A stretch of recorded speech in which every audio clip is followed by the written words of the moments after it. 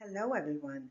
In this episode, we are going to talk about the devastating impact of career burnout during these intense times.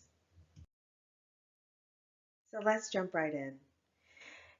We're going to discuss a career burnout article that will give you an idea of why so many women are struggling with career burnout in the workplace. So, this article is from the Women's Agenda, and it introduces you to a physician that has gone through burnout. And she notes that she's gone through burnout way before the virus started. Now, the doctor that we're going to discuss in this article is Dr. Olivia Ong. And although we are talking about healthcare workers, this also applies to most workers in the workforce. This is why so many people are quitting their jobs or refusing to enter into the workforce again, because many of us are fed up and we want a work-life balance and freedom. Looking over the article, Dr. Ong mentions that the virus was the straw that broke the camel's back.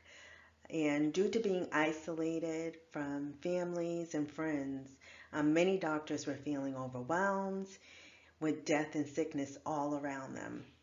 This caused many of them to feel depression, anxiety, and deal with PTSD for many of them.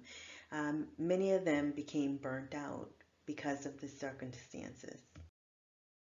Another important point in this article discusses the way that she felt way before the virus even entered into the picture. She explained that she was stressed anyways and overwhelmed and was on the verge of a burnout and knew that she needed change. But because she was a doctor and she could check all the boxes, she felt like she was doing what she was supposed to do with her life. But she knew that she had an inner aching feeling and felt disconnected from her family and friends, and some of her close relationships were suffering because she was really feeling burnt out from her career. How many of you can relate to this?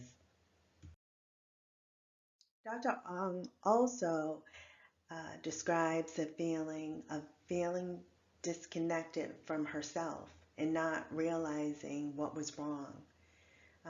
Yet, like many others in her field, especially doctors and in the healthcare, the focus is always on other people instead of themselves and what they're feeling at that time.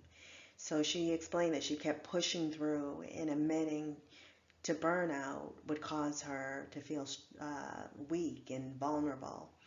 And many of us can relate to this because we're taught to work, push through, be strong, not to admit to being human, when actually we really have to look at signs of career burnout and figure out, what is our next step would be, or should we leave our jobs? This is something that's very important. So once she finally admitted to herself that she was feeling burnt out, she finally took the steps to recover. Now, with her, she found that self compassion was her way to recover. Now, many of you may find other ways that will allow you to recover. It could be leaving your job, or it could be seeking help. Either way, it's important to figure out if you are experiencing the symptoms, and if you have questions about the symptoms. I actually created a video about 10 signs of career burnout previously, but you just want to really take time out to catch it before it gets out of control. So the reason why I wanted to bring this article to your attention is to show you that it doesn't matter if you're a doctor, a teacher, a janitor, or any other profession. You can also experience career burnout. And the first step that you need to take is name it and take action. Or get help if you are unable to recover on your own.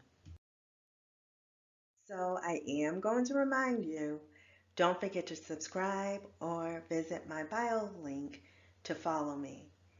Because in my next episode, we will discuss how to truly recover from career burnout.